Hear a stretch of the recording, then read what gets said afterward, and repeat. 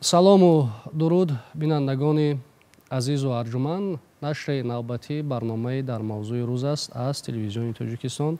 манзури шумо. имрӯз мавзӯе ки матраҳ мешавад, баррасӣ мешавад, масъулияти падару модар дар таълиму тарбияи фарзанд, муассисаҳои таълимӣ ва ҷомеа аст. имрӯз бо як ида омӯзгорон, хонандагон аз муассисаҳои таҳсилоти миёнаи умумии шаҳри Душанбе ва ҳамзамон коршиносон аз ниҳодҳои марбута дар ин хусус суҳбат мекунем. хуб, оғоз мекунем аз паҳлӯи чапи ман, аз тарафи чапи ман Абдулло Шоҳиён, нозири калони гурӯҳи матбуотӣ, реёсати огоҳонӣ ва пешгирии ҳуқуқвайронкунии ноболиғону ҷавонони Вазорати корҳои дохилияи Ҷумҳурии Тоҷикистон ва аз тарафи рост Мирзо Қодир Қодирзода, муовини ректори донишкадаи такмили ихтисоси Вазорати Адлияи Ҷумҳурии Тоҷикистон қарор доранд. ҳукумати Ҷумҳурии Тоҷикистон ба мақсади он ки боз ҳам сифати таълиму тарбия бештар шавад, беҳтар гардад ва масъулияти ҳам падару модар, ҳам муассисаҳои таълимӣ ва ҳам ҷомеаро дар ростои баландбардоштани сифати таълиму тарбия дар рӯҳияи худшиносӣ ба камолрасонидаи насли ҷавон, наврасон ҷонок кунад, беҳтар кунад, қонуни Ҷумҳурии Тоҷикистон дар бораи масъулияти падару модар дар таълиму тарбияи фарзандро қабул кард. хуб, бигӯед ки ин қонун ҳамчун санади меъёри ҳуқуқии соҳа чӣ нақше гузошт дар боло рафтани сатҳу сифати таълиму тарбия, ки худи қонун муайян мекунад унсурҳои таркибӣ ё масъули таълим, раванди таълиму тарбияро. инҳо аз муҳити оила сар мешавад ё ин ки оила ҳамчун муҳите ки фарзанд дар он ҷо структура ё сохтори шуурӣ замина гузошта мешавад ва муассисаҳои таълимӣ ва ҳамзамон ҷомеа. ҳукумати Ҷумҳурии Тоҷикистон зери сиёсати маорифпарваронаи асосгузори сулҳу ваҳдати миллӣ, пешвои миллат, президенти Ҷумҳурии Тоҷикистон муҳтарам Эмомалӣ Раҳмон ҳамаи шароитҳоро барои таълиму тарбияи фарзандон, наврасон фароҳам овардааст. чӣ аз муассисаҳои нав бунёд ҳарф занем, чӣ аз муассисаҳои типи нав ҳарф занем ва чӣ аз майдончаҳои варзишӣ ки барои тарзи ҳаёти солим онҳо пешбинӣ шудааст. хуб, бигӯед ки қонун дар ин самт чӣ нақше гузошт ва то имрӯз гузошта истодааст. яке аз дастовардҳои бисёр муҳиме ки дар даврони истиқлолият ба даст оварда шуд, бевосита дар низоми қонунгузорӣ дар самти таълим ва тарбияи фарзанд аст ки аз соли 2011 инҷониб қонуни Ҷумҳурии Тоҷикистон дар бораи масъулияти падару модар дар таълиму тарбияи фарзанд қабул карда шудааст. албатта қонуни мазкур яке аз қонунҳои модернизатсионӣ дар самти танзим ва риояи яъне ҳуқуқу озодиҳои наврасон ва кӯдакон дар фазои мусоиди таълим ва тарбия фарогирифта шудани онҳо қабул карда шудааст. дар пешгуфтори қонун бевосита муқаррар карда шудааст ки қонуни мазкур барои боз ҳам пурзӯр намудани раванди таълим ва тарбия, ҳамчунин зиёд намудани масъулияти падару модар дар таълиму тарбия қабул карда шудааст. ва албатта қонуни мазкур дар ҷои холӣ қабул нашудааст ва консепсияҳои таълим ва тарбия дар Ҷумҳурии Тоҷикистон ва умуман давлатдории тоҷикон бисёр аз асарҳои бунёдие буданд ки нисбат ба таълим ва тарбия нигаронда шуда буданд. ва консепсияҳои мазкурро бевосита бо ташаббуси пешвои муаззами миллат дар якҷоягӣ бо мақомотҳои қонунгузории кишвар яъне имконият ба даст омад ки қонуни мазкурро яъне ҳамон ҳадафҳое ки бевосита ҳадафҳои тарбиявӣ, ахлоқӣ, яъне болобарии зеҳние ки дар адабиёти яъне тоҷик классики мо вуҷуд доштанд, бале муосир вуҷуд доштанд, дар як қолаби яъне расмӣ ворид намуда дар қонун инъикоси худро пайдо кард. албатта яке аз ҷиҳатҳои хуби қонуни мазкур аз он дарак медиҳад ки бевосита субъектони алоҳидае ки нисбат ба масъалаи таълим ва тарбияи насли наврас ва фарзандон муваззаф мебошанд, аниқу дақиқ кардааст. ва ҳолати мазкур имконият медиҳад ки бевосита меъёрҳои мушаххаси алоҳидаи он дар заминаҳои меъёрии он бевосита барои боз ҳам тақвият бахшидани нерӯи зеҳнии насли наврас ва умуман фарзандон аз ҷониби ҳам волидайн, аз ҷониби ҳам ҷомеа, аз ҷониби ҳам муассисаҳои таълимӣ ва дигар сохторҳои ҷамъиятӣ яъне роҳандозӣ карда шуда истодааст. ташаккур. воқеан қонун дар меъёрҳои худ мушаххас кардааст. вазифаи падару модар аз чӣ иборат аст, муассисаҳои таълимӣ аз чӣ иборат аст, ҳукумат ва ҷомеа аз чӣ иборат аст. барои вайрон кардан ё иҷро накардани ин ӯҳдадориҳо боз ҷавобгариро ҳам пешбинӣ кардааст. яъне падару модар, муассисаҳои таълимӣ ва дигар субъектҳои масъули таълиму тарбия ҷавобгаранд дар назди қонун. хуб, акнун аз омӯзгорон ва хонандагон пурсон мешавем ки пас аз қабули қонун ва дар маҷмӯъ имрӯз сатҳи робитаи падару модар ба муассисаҳои таълимӣ чӣ гуна аст? яъне онҳо ҳамкорӣ мекунанд ё намекунанд? марҳамат, аз шумо оғоз мекунем. ман некрӯз қараев, омӯзгори муассисаи давлатии миёнаи умумии рақами 102 ноҳияи шоҳмансур шаҳри Душанбе. падару модарон бевосита бояд ҳамкорӣ бо муассисаҳо кунанд, чун ин ҳоло ҳам фикр мекунам ки кам аст. омӯзгоро бевосита кӯшиш мекунанд ки бо падару модар ҳамкорӣ дошта бошанд. ҳастанд падару модарое ки ҳама вақт кӯшиш мекунанд дар ҳафтае як бор ё ду бор бо омӯзгор ё ки роҳбари синфи фарзандашон вохӯранд. ҳастанд падару модарое ки ҳоло ҳам бетарафӣ мекунанд. қонун бисёр ба манфиати падару модар аст. барои чӣ? барое ки дар оянда мо насли тарбия кунем ки оянда дастгири падару модар ватану миллат бошад. агар бетарафӣ кардан, фикр мекунам ки теша ба реша задан аст. аз падару модарон хоҳиш мекунам ки бевосита ҳар вақте ки имконият доштанд бо омӯзгор, бо муассиса равобити зич дошта бошанд. ин шароитое бинед ки мо дар даврони истиқлолият чӣ муассисаҳои бузургу бо таҷҳизотҳои пешрафти дунё, пешвои муаззами миллат барои насли наврас муҳайё карданд. ҳамзамон барои омӯзгор дар самти маориф. инчунин барои пазироии волидайн дар ҳар муассисае ки нав таъсис шудааст, барои пазироии волидайн хонаи волидайн аст.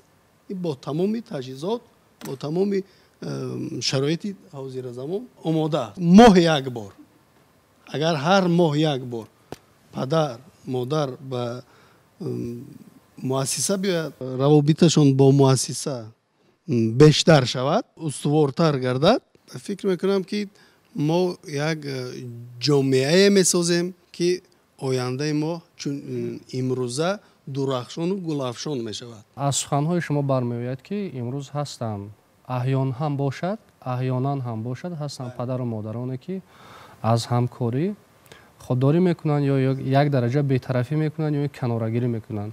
метавонад ин сабабҳои зиёд дошта бошад. шояд муҳити оилавӣ иҷозат намедиҳад, шояд корҳо зиёдтар аст ки ба фарзанди худашон намерасанд.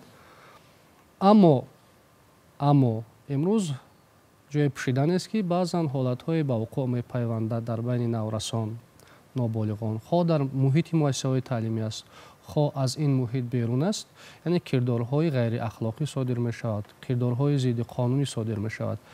ба фикри шумо бар зиммаи кӣ аст пеши роҳ ҳамин кирдорҳоро гирифтан? мактаб ё волидайн? дуруст қайд кардед. дар ин омӯзгор аз яъне 5-6 соат бо хонанда ҳаст. дуруст. ин ҳам бар зиммаи омӯзгор ҳаст, ҳам бар зиммаи волидайн. агар бибинед ки воқеа рӯ медиҳад ки соати намедонам 11 шаб ё ки 10 шаб рафта дар кӯча дар як ҷои интернети бозиҳо ҳамаро кардан, ягон мушкилот эҷод кардан. ё задиянд ё ки мебиёд омӯзгорам гунаҳгор аст дар инҷа, падару модарам. ин агар ҳамчун фикри ман омӯзгор худтон мегӯем омӯзгор дар ҳаминҷа гунаҳгор ҳаст. ҳар падару модар бояд худаш масъул ҳис кунад. фарзандам куҷо бе? соат 8 шуд, бибинад куҷо аст, соати 11 шаб. ё ки падару модари азиз یک چیز نو دیده میگیرن و خزانه که تلفن موبیلی در دست فرزند میدهن نظارت نمیکنن که وای کجا میدراید چی حالا آن که از فضای اینترنتی بسیار چیزها را میتوان استفاده کرد. تشکر زیاد. خب از عبدالله شاهیان پرسان میشویم که امروز سطح کردارهای از طرف جوانان ابرسان که صادر میشوند آنها خصوصیت حقوق ویران کنندگی دارند و جوابگری نیز گوناگون پیش بینی میشود. در کدام پایه قرار دارد؟ یعنی که شماره این چنین واقعه ها زیاد شده است یا کم شده است یا چی کمبودی داریم و چی موفقیت داریم در این سمت؟ خوب، تشکر زیاد. از قبول قانون جمهوری تاجیکستان در باره مسئولیت پدر و مادر در تعلیم و تربیت فرزند قریب 12 سال سپری شده است. در برابر این قانون یک برنامه نوی تربیت جوانان در روحیه وطن دوستی و پیشگیری شامل شوی آنها به حزب و حرکت‌های گوناگون قانون جمهوری تاجیکستان درباره نظام آگاهی و پیشگیری حقوق ویرانکنی بین نابالغان تهیه و قبول گردید و امروز مورد عمل قرار دارد. در همین قانون در ماده 4 سوبیکت‌های همین از وزارت کارهای داخلی و وزارت عدلیه و پروکراتور و وزارت معارف و 16 سوبیکت وظیفه‌دار کرده وظیفه‌های مشخصی خودش دارند. طبق دستور سفارش‌های اساسگذاری صلح و وحدت ملی پیشوای معظم ملت نقشه‌های علاهیده در یک جایگی با وزارت معارف و علم جمهوری تاجیکستان، در یک جایگی با کمیته دین، در یک جایگی کمیته جوانان ورزش، سرایست معارف شهر دوشنبه تهیه و آماده نموده پیوسته در حدود جمهوری چاره‌بینی‌های مقصدناک پیشگیری کننده را عملی می‌نماید که خوشبختانه امروز هم در بین جوانان هم در بین نورسان سطح جنایتکاری کاهش یافته است و سبب دیگری دست به حقوق ویرانکنی و جنایت زدن نورسان و جوانان این سطح پستی همکاری مقامات نظام آگاهانی میباشد. دیگر اینکه کدام مقامات وارد میشوند؟ طبق قانون جمهوری تاجیکستان درباره نظام آگاهانی چقدر گفتیم 16 سوبیکت هستند مشخص است و دیگر اینکه رابطه درست نداشتن جامعه و پدر و مادران با مؤسسه‌های تعلیمی باید ما از باغچه کار شروع کنیم تربیت نسل نورسه. چنانچه سعدیه میگه در گلستانش که چوبی تر را چنانچه خواهی تافت نشود خشک جز به سوختن راست. باید تعلیم و تربیت را از اویله از باغچه در سطح مؤسسه‌های تعلیمی و در سطح دانشگاه و دانشکده‌ها براه مونیم. و دیگر سببی دست به حقوق ویرانکنی مأموری و جنایت زدن نورسان و جوانان این ناکفایه بودن تعلیم و تربیت در بعضی از مؤسسه‌های تعلیمی ما. ناکفایه بودن رو شما در چی می‌بینید؟ ناکفایه بودن در این است که در آموزگاران بعضا بی‌توجهی می‌کنند. بعضا بی‌توجهی از جانب بعضا از آموزگاران که در حدود مکتب مناقشه‌ها در بین نورسان خوشبختانه کم شده است. نه بعضا هست. شما را از همون کارهای تفتیشاتی که از تجربه خودتون می‌گویید. ما امور دقیق در دست داریم و اون تجربه ما همه روزه در مؤسسه‌های تعلیمی طبق نقشه تصدیق گردیده وزارت معارف و وزارت کارهای جمهوری تاجیکستان وزارت کارهای داخلی جمهوری تاجیکستان پیوسته چاره‌بینی‌های مقصدناک پیشگیری کننده دایر می‌نماییم.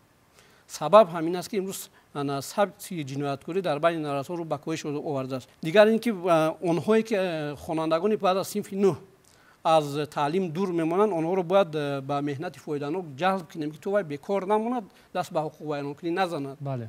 خب دیگر اینکه در تربیت اویله‌های ناسالم قرار داشتن بعضی از نورسان و جوانان، یعنی خودی محیط اویله علاقه ناسالم است. بله. خب دیگر اینکه طرز نادرست استفاده بردن اینترنت امروز جهان رو به جهان ویرتوالی به تکنیک و تکنولوژی معاصر تصور کردن غیر امکان است. چنانچه در ماده 8 قانون جمهوری تاجیکستان درباره مسئولیت پدر و مادر در تعلیم و تربیت فرزند سرخط 11 میگوید که پدر و مادر حقوق دارد از اینترنت پروایدری که فرزند و استفاده میبرد طریق رایگان رفته نظارت برد که فرزند وی به کدام شبکه‌های اجتماعی وارد میشود. این در قانون آورده شده از طریق مشخص. دیگر اینکه بی‌طرفی نمودن پدر و مادر در تعلیم و تربیت فرزند.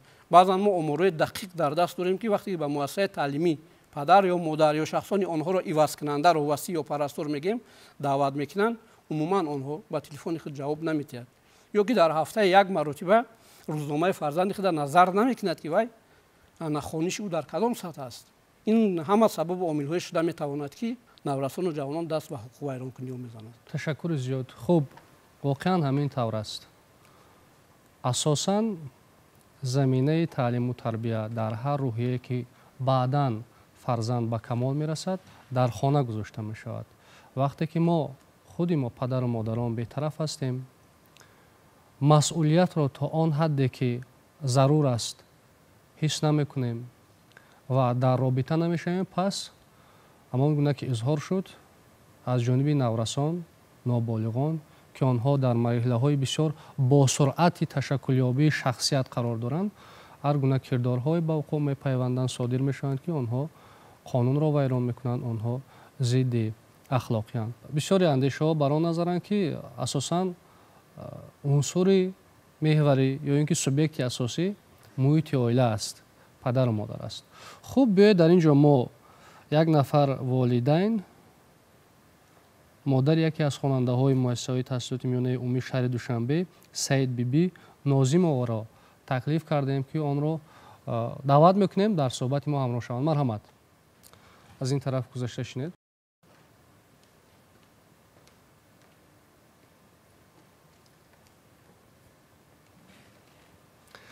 حالا ما همراه کارشناسان، نمایندگان ساختارهای مربوطه و یک عده آموزگاران صحبت کردیم. آنها بر آن نظرند که باید برای بلند شدن سطح و صفت تعلیم و تربیت رابطه پدر و مادر با مؤسسه تعلیمی استوار باشد به طور حتمی و بعضا کمبودی هایی که صادر می شوند، حالت های کردارهای غیر اخلاقی از جانب نورسان جوانان، آنها بیشتر به این نظرند که باید پدر و مادر توجه کند، اهمیت دهد. یعنی عنصر کلیدی یا سوبیکت کلیدی پدر و مادر را حساب کردن. شما چی نظر دارید؟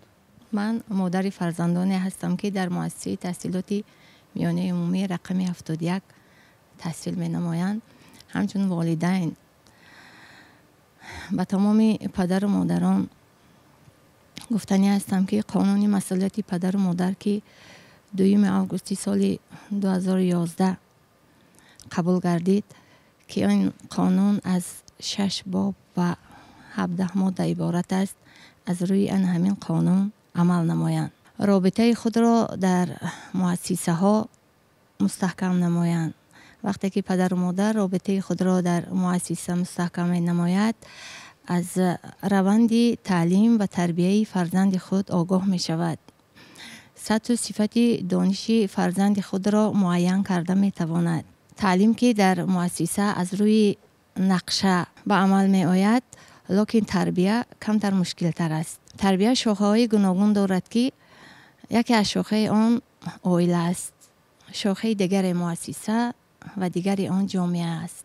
وقتی که جلب پدر و مادران به مؤسسه زیادتر می شود، تأثیر خوب به فرزندان خود می رساند. شما همچون مادر خواننده امروز با مؤسسه که فرزند شما تحصیل میکند همکاری دارید و یا در ماه، در هفته، در 2 ماه اقلا از احوال فرزندان خود که چگونه تحصیل میکنند و چیکار مشغول هستند در محیط تعلیمی آگاهی پیدا میکنید یا اینکه میروید یا نه؟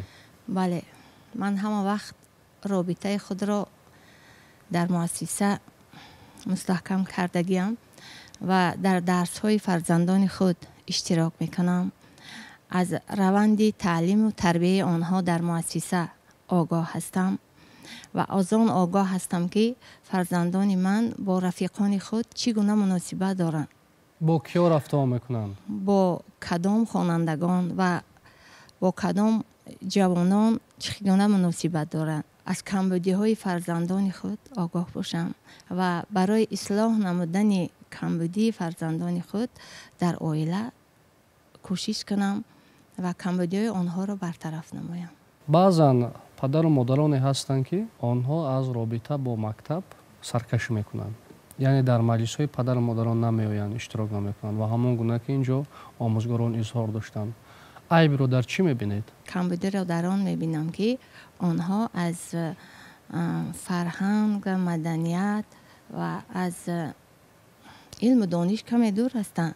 اگر آنها نزدیکتر می بودند، همه وقت از فعالیت فرزندان خود آگاه می شدند. تشکر. قانون جمهوری تاجیکستان در مورد مسئولیت پدر و مادر در تعلیم و تربیت فرزند و دیگر سندهای معیاری حقوقی ساحه چی جوابگری رو پیش بینی کرده است برای برطرف کردن کمبودی ها، برای تربیت کردن، برای اصلاح کردن؟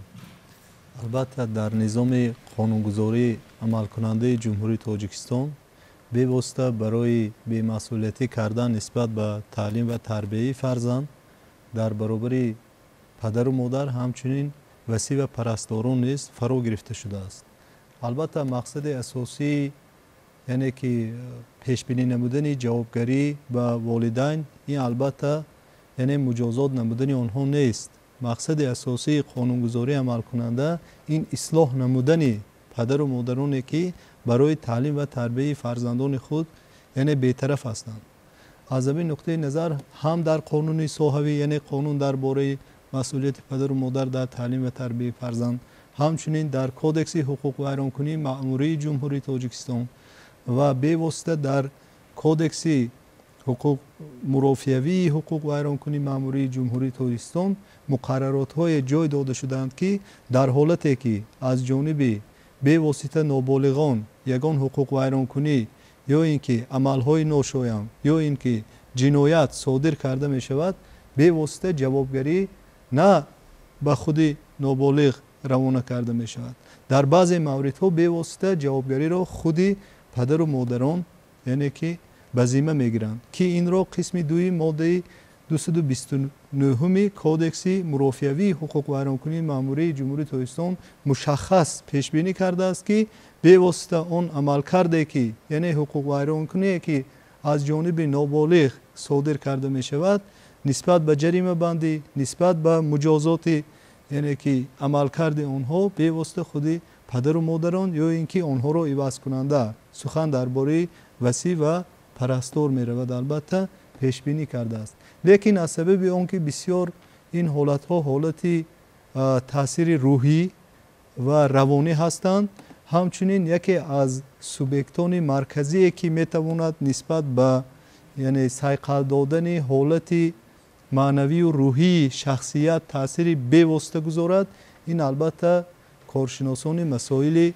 روانشناسی هستند که آنها می توانند برای برقرار کردن حالت روحی شخصی که یعنی جوان یا نورسی که به گمراهی رفته است آنها می توانند تاثیر مثبت رسانند و آنها را از این راه یعنی که برگردانده باشند که یکی از ما می توانیم گوییم یکی از سوبیکتان محوری برقرار نمایی یعنی شخصیتی که به گمراهی رفته است یعنی روانشناس را ما اعتراف نماییم.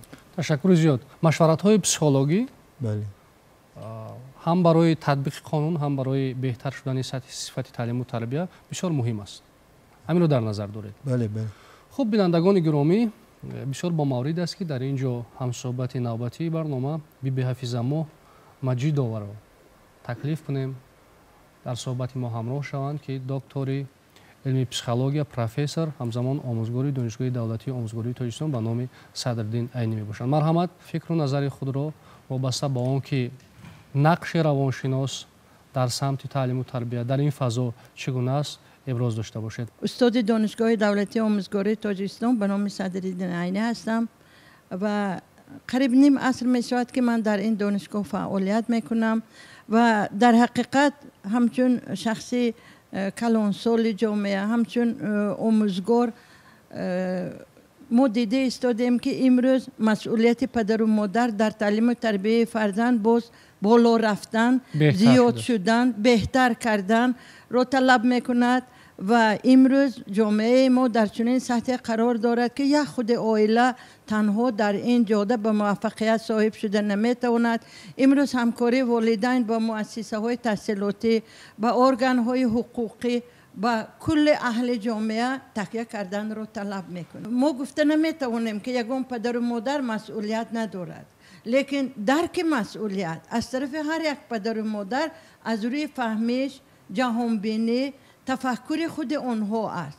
بنابر همین هم چقدر که جامعه پیش می رود، عامل های تاثیر رسان به شعور، حسیات و رفتار کودکان و نورسان زیاد تاثیر می کند. در این گونه حالت ها باز زیادتر بالا رفتن مسئولیت پدر و مادر طلب کرده می شود. ما امروز گواه آنیم که بسیار حادثه های نامطلوب در بین کودکان و نورسان و نوجوانان رخ می دهد و همه وقت در تمدن انسانیت عائله نهاد اجتماعی است که با برابر اجرا کردن رسالت به دنیا آوردن فرزند، تعلیم و تربیت دادن، تامین نمودن طلبات های معنوی و مادی فرزند، آنها باز یک رسالت اجتماعی نظارتی رو به ذمه خود دارند. از بس که امروز عامل‌های تاثیررسان به کودکان نورسان خیلی زیاد هستند. این پوشیدن نیست، این موادهای نمایشی ویزوالی که همه وقت کودکان و نورسان ما به واسطه سامانه‌های اجتماعی به آن دسترسی دارند و گاه‌ها ما امکانیت نظارت کردن آنها را از دست می‌دهیم چون که آنها خیلی زیادند. باز طلب میکند که مسئولیت پدر و مادر زیادتر شود و در این جاده همه وقت دستگیری و همگیری، همدستی، همکاری ضرور است. یک چیز باعث خرسنده است که در چند سال اخیر در همه مؤسسه های تحصیلاتی واحد کاری روانشناس وارد کرده شده است و این روانشناسان در مؤسسه های تحصیلاتی هم به خود کودکان در نوبت اول تعلیم گیرندگان، هم با والدان آنها، هم با خود آموزگاران همکاری میکنند. راجع در اساس به حسابگیری خصوصیت های سن و سالی، امکانیت های فردی شخصیتی هر یک طلبه مصلحت و مشورت میدهند و امروز ما باوری کامل داریم که هر یک پدر و مادر با برابر درک کردن مسئولیت خود باز چیزی دیگر رو درک کردنش لازم است. این عامل های تاثیررسان بیرونه که همه وقت در پیام های خود سرور کشور هم تاکید میکنند و خود زندگی هم در تجربه حیاتی خودمون اثبات کرده ایستاده است که من همین عامل های بیرونه به واسطه سامانه های اجتماعی تاثیررسانی با شعور حسیات نورسان خیلی زیاد شده است. بنابراین خوب میشد که ما با یک تجربه گذشته مؤسسه های تحصیلاتی هم نظر اندازیم، چون که رودکی بزرگ گفته است برو ز تجربه روزگار بهره بگیر که بهر دفع حوادث تو را به کار آید. شاید در برطرف کردن مشکلی ها در تعلیم و تربیت فرزندان ما از آنها هم استفاده بریم. بله. خلق تاجیک با پند و نصیحت های تربیتی خود همچون یک نسل آینده ساز و بنیادکار در تاریخ تمدن موقع خاصه دارد. ما از آنها زیادتر استفاده بریم. عادت و عنعنه های عائلوی که از هر یک فرزند نگاه داشتن شان و شرف، آبروی احترام عائله را طلب میکند، پدر و مادران به فرزندان خاطر رسان نمایند. امروز وظیفه اساسی پدر و مادران فقط تامینات اجتماعی فرزندان نبوده، باز عالم باطنی آنها را نیز تشکل دادن می باشد. ببینید در جامعه ما امروز چاره‌بینی‌هایی هست که در دیگر کشورها خیلی کم مشاهده کرده می شود. این نمودن فرزندان در همکاری با استادان با آزمون‌های فروغ صبح دانایی کتاب است، علم نور معرفت، تاجیکستان وطن عزیز من، از روی کتاب تاجیکان بابا جان غفور، همین ها امکانیت میدهد که یکم جهان بینی، عالم معنوی خوانندگان، نورسان در همدستی با مکتب بالا گردانده شود. از همه مهم آن است که کودکان و نورسان زیادتر وقت خود را نه به تماشای موادهای نمایشی از سامانه‌های اجتماعی بلکه به کارهای فایده بخش، ثمره بخش جلب نمایند. خوب میشد که بسیارتر در محیط خانواده ما فرزندان را به اجرای سپارش‌های مهنتی جلب می‌کردیم، چون که همه وقت در تاریخ تمدن انسان نه تنها مهنت واسطه خانه گرداندن طلبات‌های مادی، مهنت واسطه افزون گرداندن بایگری، بلکه مهنت واسطه مهم تربیوی است. که مقصد من از آن عبارت است که تاکید نمایم که فعالیت وقت خالق فرزندان رو ما درست تشکیل نماییم، نه مهر و محبت دوستداری فرزند رو در اون ظاهر کنیم که طلباتهایش رو قانع کنیم، بلکه طلباتهای او رو به سمتهای آینده سازی و روانه کرده توانیم. تشکر زیاد. خوب در مسئله رو آوردن به تاریخ حرف زدید، بسیار خوب است واقعا که ما از گذشته عبرت بگیریم و پیشوای ملت نیز بیهوده تاکید نمیکنند که ما تاریخ را برای آن می‌آموزیم که خطاهای گذشته صادر نشوند و صحیفه‌های درخشان آن پند گیریم، سبق گیریم. بود فرزند نخل باغ دولت و از آن روشن شود بزم سعادت. وجودش آن زمان گردد کرامی که افروزد چراغ نیکنامی. یعنی امید پدر و مادر، آرزوی پدر و مادر این است که آینده این فرزند نامبردار این خانواده باشد و احترام گذارد به عنعنه‌های عائله‌داری، آبروی عائله و دیگر عنصرهایی که به شأن و شرف هم عائله، هم محیط مؤسسه تعلیمی و هم جامعه منفعت آور است، سودمند است. صرف نظر از اون که نهادهای دخلدار از معارف آغاز کنیم تا نهادهای قدرتی، یعنی مقامات حفظی حقوق و آموزگاران و دیگر اعضایان جامعه برای تعلیم و تربیت نسل نورس تلاش میکنند، کوشش میکنند. با وجود آن که روانشناسان نیز جلب میشوند، همزمان اتفاق میافتد حالتهایی که آنها نگرانی کننده هستند.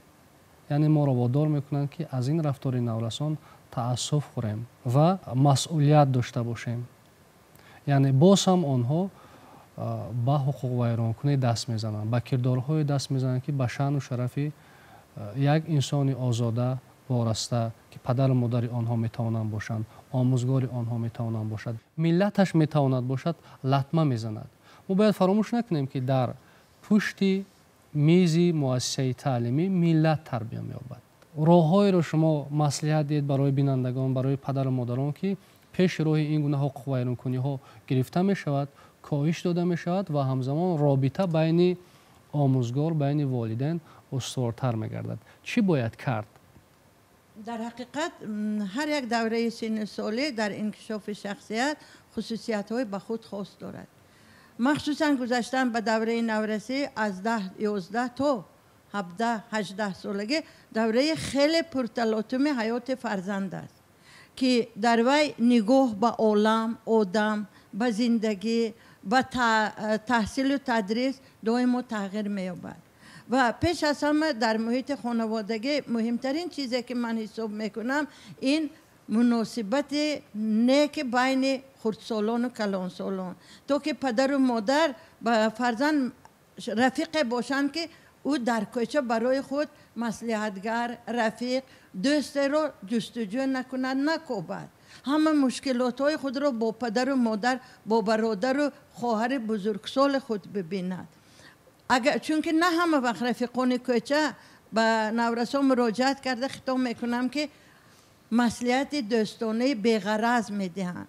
دویم نه همه رفیقانی که در کوچه هستند در پس یک پرده میشنند اون تجربه زندگی که پدر و مادر بابای بیبی دارد اونها ندارند.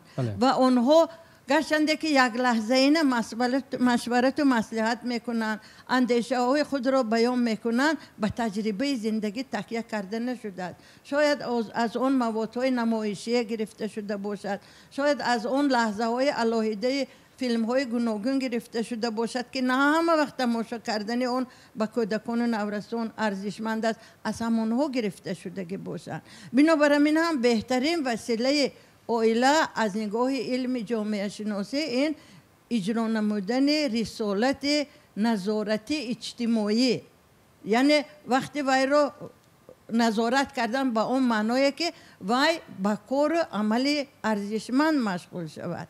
از نگاه اجتماعی او را کنار داشتن از حرکت‌های بیجا، از کارهای عمل‌های ناشایان بودنش در کار.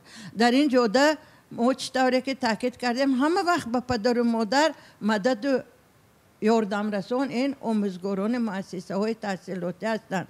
چون که آموزگاران مؤسسه های تحصیلاتی در مؤسسه ها نه تنها یک وظیفه تربیه فرزندان ما را اجرا میکنند، اونها باز باید وظیفه های تعلیم دادن، از خود کناندن دانش های علمی را دارند. بنابراین همین همه وقت در روند تربیه با آموزگاران همکاری کردن. ما تاجیکان عنعنه‌های بای داریم. ببینید باره ما در یکی از واخوره ها با نمایندگان مهمانان خارجی صحبت میکردیم، یکی از آنها به ما سوال داد: من در کوچه های شهر شما پیرانسالان را نمیبینم، مگر شما پیرانسالان ندارید؟ ما به آنها جواب دادیم از روی پرایتون شیشتگی تا درون خانه ما کلان سالان داریم. انعنه تاجیکان آن است که ما همه وقت پیران سالان را در پهلوی خود نگاه می‌داریم، یک جای زندگی میکنیم، چون که آنها سرچشمه عقل و خرد، فرهنگ و دانش هستند. آنها تجربه زندگی خود را به ما جوانان و نورسان و کودکان میدن. شاید ما مصلحت و مشورتی خود بابای بیبی را قبول میکنیم، خویشاوندان را قبول میکنیم. انعنه تاجیکی است نه تنها نگاه داشتن ابروی اعتبار شخصی خود، ابروی اعتبار اویله، ابروی اعتبار اولاد، ابروی اعتبار محله، ابروی اعتبار خلق و ملت محض در تربیه درست ما افاده می‌یابد. من به سبب به گذشته تکیه کردن رو نگفتم، چون که خلق ما پند و نصیحت های دارد که با یک گفتن با 10 معنا درک کردن ممکن است. بنابر همین هم اویله همه وقت بود، هست، میموند همچون سرچشمه تعلیم و تربیه فرزند. لیکن امروز مسئولیت وای باز زیادتر است، تو که وای فرزند خود را نه تنها خوراند، پوشاند، معلومات دهد، تعلیم و تربیت دهد، بلکه از تاثیرات های نامطلوب عامل های گرد و اطراف نیز حمایه کرده تواند. من در این جاده به پدر و مادران موفقیت میخواهم، آرزو میکنم که دائما در همکاری و همدستی با آموزگاران فرزندان خود، با بزرگسالان جامعه، با مقامات های دولتی باشند که آنها اجرای قانون را طلب میکنند و تفتیش نظارت میکنند. تشکر زیاد. همین گونه خلاصه کردن ممکن است که عائله همچون عنصر کلیدی در تعلیم و تربیت فرزند باقی میماند و فضای جهان کنونی که پر از دگرگونی ها است، پر از روندهای تضادناک است، متضاد است، تقاضا میکند که مسئولیت پدر و مادر از دیروزه دیده بیشتر باشد، بلندتر باشد. خوب، در برابر مشورت های پسیخولوژی، در برابر تعلیم و تربیت فرزند در محیط مکتب، همزمان یکی از واسطه هایی که با پیشگیری کردن یا کاهش دادن سطح جنایتکاری در بین نورسان و جوانان آورده میرساند، این تطبیق پوره سندهای معیاری حقوقی است. عبدالله شایان، شما بگویید که امروز ریاست آگاهانه و پیشگیری حقوق و ایرانکنی نابالغان و جوانان وزارت کارهای داخلی جمهوری تاجیکستان در این سمت، یعنی در سمت تطبیق همه‌جانبه سندهای معیاری حقوقی که کار آنها، اجرای آنها به کار شما وابسته است یا که بر ذمه شما است، بر ذمه این ریاست است، کدام تدبیرها را می‌اندیشد و عملی می‌کند؟ ریاست آگاهانه و پیشگیری حقوق و ایرانکنی نابالغان و جوانان پیوسته در اساس نقشه چهاربینی تصدیق نموده یک جویه وزارت معارف و علم جمهوری تاجیکستان، کمیته کار با جوانان، کمیته هیئت به کارهای دین، تنظیم عنعنه و جشن و مراسم ها، خوب با محله ها، با مؤسسه های تعلیمی، سر ریاست معارف شهر دوشنبه پیوسته ما چهاربینی های پیشگیری کننده را در محله ها، در مکتب ها، در مؤسسه های تعلیمی، در جویه ها، در دانشکده های عالی میگذارونیم. طبق دستور سپارش های اساسگذار صلح و وحدت ملی پیشوای معظم ملت، حتی نقشه الهیده ترتیب داده شده است که ریاست‌های دستگاه مرکزی وزارت پیوسته در جایها، در مؤسسه‌های تعلیمی، در دانشگاه‌های عالی، در مؤسسه‌های کسب آموزی کارهای فهماندهی پیشگیری کننده جهت دست نزدن نورسان و جوانان به همه گونه حقوق و ایرانکنی‌ها، اینچنین پیشگیری شامل شوی آنها به حزب حرکت‌های گوناگون راه اندازی کرده می‌شود. تشکر زیاد برای صحبت، برای اندیشه ها. چون سخن در مسئله با کردارهای نامطلوب دست دادن جوانان رفت، در موضوع مسئولیت بیشتر داشتن پدر و مادران رفت، در اینجا گزارش همکارانمون رو تماشا میکنیم همراه و پس از آن صحبت همون رو باز همراه شما ادامه میدیم. مرحمت.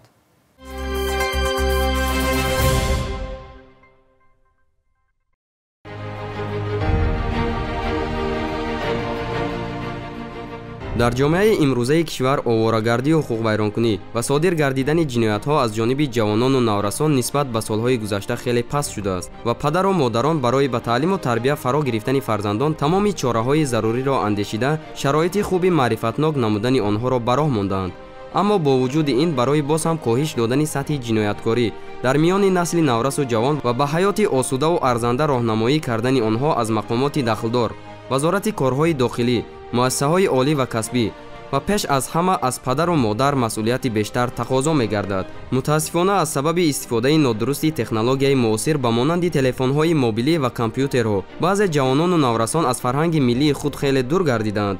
محض در همین زمینه پدر و مادران مسئولیت بیشتر را در بلند برداشتن تربیت فرزندانشان برداشت دارند.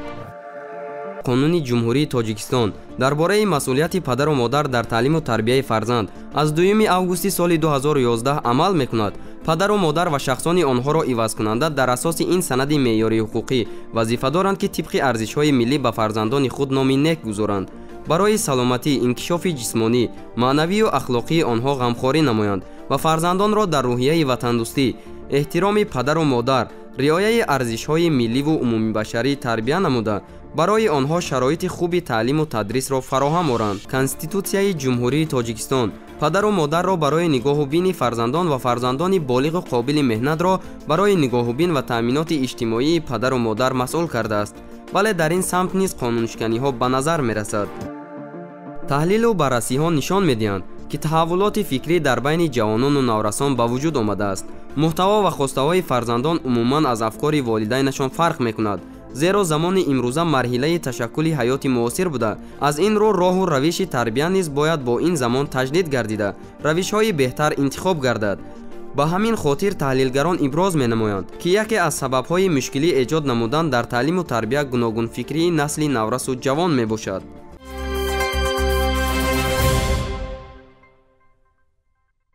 در صحبت ما همزمان در برابر آموزگاران خوانندگان نیز اشتراک دارند. از خود آنها پرسان می‌شویم که امروز به کدام کارها بیشتر میل دارند و در مؤسسه‌های تعلیمی بیشتر ذوق آنها به چی است؟ مرحمت. من تقاضادا رفع خواننده صنف نهم مؤسسه تحصیلات میانه عمومی رقمی 71 شهر دوشنبه میباشم. نگاه من به این سمت یعنی چنین میباشد که مسئولیت پدر و مادر در تعلیم و تربیت فرزند نوبسته از موقع باید هر یک پدر و مادر مسئولیت خودش را حس کند، به اهمیتی نسبت به تعلیم و تربیت فرزند ظاهر نکند. با مجلس و جمعیت هایی که از طرف مکتب تشکیل و برگزار کرده می شوند صرف نظر از مشغول بودنشون یعنی به یگان کار وقت جدا کنند، از روند تعلیم فرزندشون آگاهی پیدا کنند. یعنی که حداقل هر بگاه یا اینکه در یک هفته یک مرتبه آگاه شوند که همون فرزندش در مکتب مثال چی نوگانی ها رو آموخت، مثال چی معلومات های نو به خود گرفت، وقت خالیش رو چی خیلی میگذراند. یعنی با فرزندش ریجه کاری یعنی ریجه روز ترتیب دهد، یعنی کاری کند که فرزندش با وقت خالیش رو بهوده نگذراند، با کتابخوانی مشغول شود یا اینکه امروز جهان معاصر رو به اینترنت یعنی فضای اجتماعی تصور کردن غیر امکان است. هر یک چیز هر یک تغییرات در جامعه جنبه های هم مثبت هم منفی خودش رو دارد. همین فضای اجتماعی نیست همین خیلی است. مثال اگر گویم که ثمراناک استفاده برده شود بر فایده همون شخص است، لیکن اگر گویم با دیگر مقصدها گویم نادرست استفاده کرده شود به ضرر این همون استفاده برنده به حساب می شود. برای مثال حزب و حرکت های گویم در سامانه های اجتماعی به نظر می رسند که از سست ارادگی جوانان استفاده کرده آنها را با گویم با دام نیرنگ و فریب خودشان جلب کرده ایستادند، یعنی با گروه های تروریستی اکستریمیستی دعوت کرده ایستادند. این از ما جوانان دعوت به عمل می آورد که هوشیاری سیاسی خودمون را از دست ندهیم، یعنی با گویم همون شبکه اینترنت رو ثمراناک استفاده بریم، با سامانه های گویم غیر دولتی یعنی سامانه های غیر قانونی وارد نشویم، وقت خالی خودمان را بهوده نگذرانیم. توسط دستگیری های پیشوای معظم ملت و اینچنین رئیس شهر دوشنبه محترم رستم امامی آزمون ها چی در سطح جمهوری و چی در سطح شهر برگزار کرده شده ایستادند. برای مثال آزمون فروغ صبح دانایی، علم فروغ معرفت، تاجیکستان وطن عزیز من و امسال نیز یک آزمون نوی جمهوریوی در سطح جمهوری یعنی آزمون تاجیکان آینه تاریخ ملت یعنی به شرف 115 سالگی علامه باباجان غفوروف برگزار می شود. اینچنین آزمون های شهری بهر دریافت چهره های نوی سخنور و سخندان، زباندان مثال زبان دانی، جهان دانی، تاج سر جمله هنرهاست، علم و غیره. همین خیل آزمون ها بهر دریافت چهره های نو گویم برگزار میگردند و این گویم به فایده هر یک خواننده و جوانان نورسان میباشد. تشکر. شما از شبکه‌های اجتماعی کدامیش را استفاده میبرید؟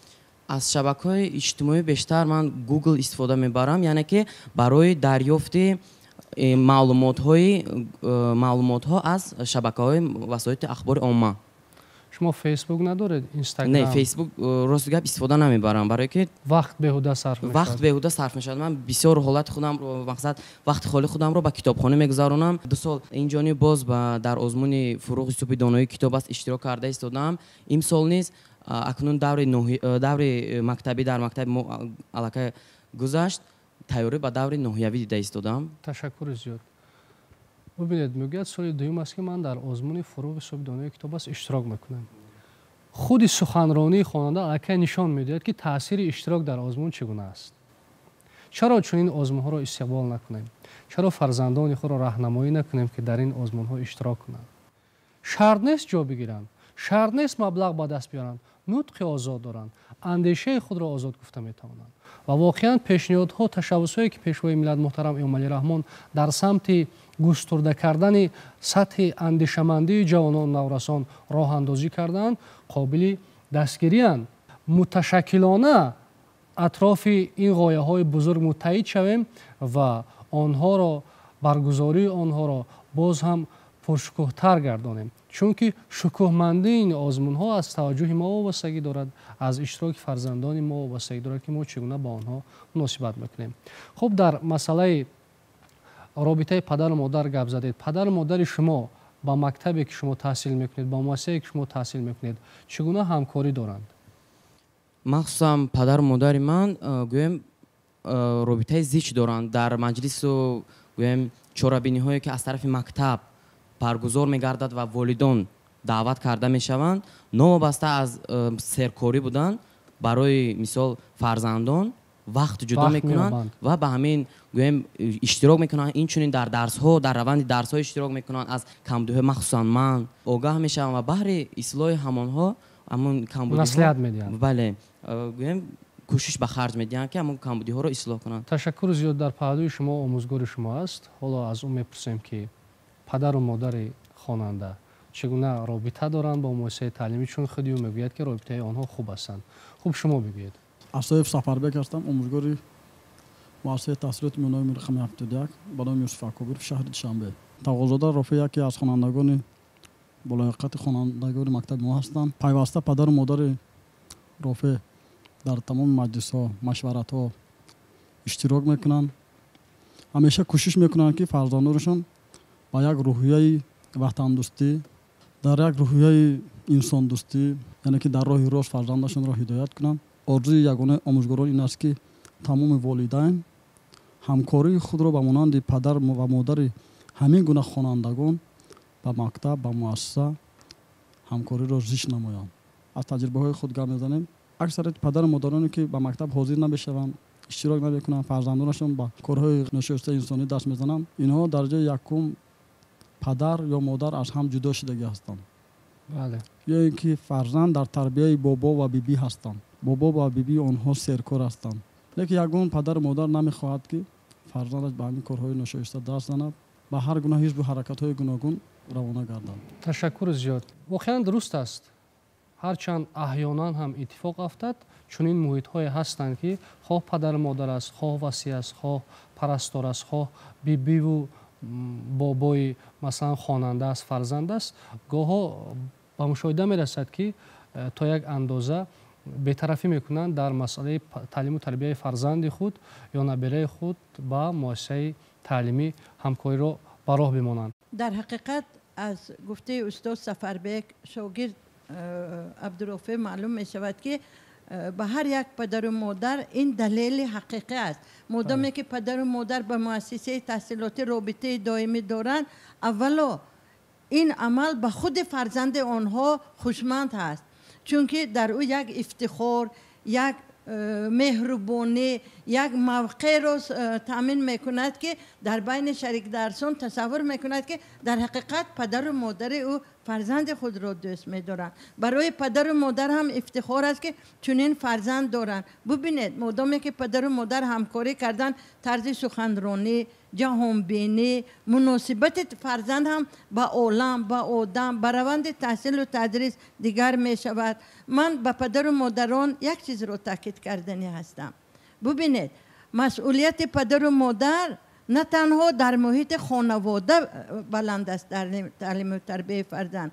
حاضر همه مؤسسه های تحصیلاتی نیست در نزد خود مقصد گذاشتند که با پدر و مادران رابطه خود را قوی گردانند. از مؤسسه های تحصیلاتی تا مکتبی تا مکتب های عالی تحصیلات کسبی، تکنیکوم و کالج ها. بنابراین هم گفتنی هستم که همه کارمندان مؤسسه های تا مکتبی در خود را برای همکاری با والدان گشوده نگاه می‌دارند. همه وقت آنها آماده هستند که با پدر و مادران همکاری کنند، چون که کار مکتب به مدد والدان پیش نمی رود. مقصد والدان به مدد مکتب پیش نمی رود. ما حتی در دانشگاه آموزگاری کوشش کرده ایستادیم که پدر و مادران دانشجویان را به روند تحصیل و تدریس فرزندانشان جلب کنیم. رقم‌های تلفن‌های شخصی آنها را گرفته درباره برد و باخت فرزندانشان معلومات دهیم، چون که در عصر 21 دوره کودکی نورسی خیلی ادامه یافتگی است. علمان اثبات کردند که بعضا فرزندان با طور فردی دوره نورسی را تا 20-21 سالگی ادامه میدن تا دمی که تحصیل و تدریس را به انجام رسانده به فعالیت مستقلانه مهنتی نمیگذارند. بنابراین من همه آنها را دعوت میکردم که با خرد و بزرگ فرزندان خود دوست و مهربان و رفیق باشد و مرحمت در همه مؤسسه های تحصیلاتی باز است. همه آموزگاران، سروران مؤسسه ها به همکاری با پدر و مادران آماده هستند تا این قانون ملی خود را در یک جایگی در دست جمعی عملی کرده توانید. تشکر زیاد. پیشوای ملت محترم امامعلی رحمان بارها تاکید میکنند که کودکان دنیای مایند. کودکان ذخیره های بزرگ ذهنی اند.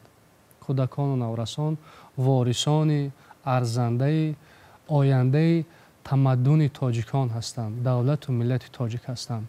وارثانی هستند که دستاوردهایی که امروز در ظرف سالهای صاحب استقلال ما با آنها نائل گردیم واقعا وارثان این دستاوردها هستند و برای آن که وارثان ارزنده ما در روحیه خودشناسی، خودآگاهی ملی، دوست داشتن وطن خود، زبان خود، مادر خود، پدر خود به وایه رسند، همان گونه که اظهار شد همکاری مشترک در کار است. هم پدر و مادر، هم مکتب، هم جامعه و هم دیگر سوبیکت هایی که می توانند در این سمت تأثیر مثبت داشته باشند. در اینجا صحبتمان را به پایان می رسانیم، اما این موضوع به این صحبت اکتفا نمی شود، دامنه‌دار است و امید است که در آینده نیز در این موضوع باز صحبت خواهیم کرد. بینندگان گرامی، یادآور می‌شویم که صحبتی داشتیم با عبدالله شاهیان، ناظر کلانی گروه مطبوعاتی ریاست آگاهانی و پیشگیری حقوق ویرانکنی نابالغان و جوانان وزارت کارهای داخلی تاجیکستان و میرزا قادر قادرزاده، معاون رکتور دانشکده تکمیل اختصاصی وزارت عدلیه جمهوری تاجیکستان، همزمان سعید بیبی نازیمова مادر یکی از خواننده ها، همزمان بیبی حفیظه مجیدова دکتر علمی پسیخولوژیا، پروفسور آموزگاری دانشگاه دولتی آموزگاری تاجیکستان به نام صدرالدین عینی. همان گونه که نیاگانمان اظهار داشتند، ماتم فرهاد کوه بیستون را سرمه داد، به هم آوازی نفس از دل کشیدن مشکل است. بر آن باور هستیم که پدر و مادران مسئولیت خود را در تعلیم و تربیت فرزند بیشتر حس میکنند، چون در جهان متضاد متمدن معاصر قرار داریم. همزمان مؤسسه های تعلیمی، جامعه و دیگر سوبیکت ها نیز در این سمت بیشتر تلاش میکنند تا فرزندان ما در روحیه سالم به کمال رسند و سزاوار وارث بودن این همه ارزش های دوران صاحب استقلالی و تمدن بیش از 6000 ساله مردم تاجیک باشند. در اینجا صحبت ما به پایان میرسد. تا بازدید.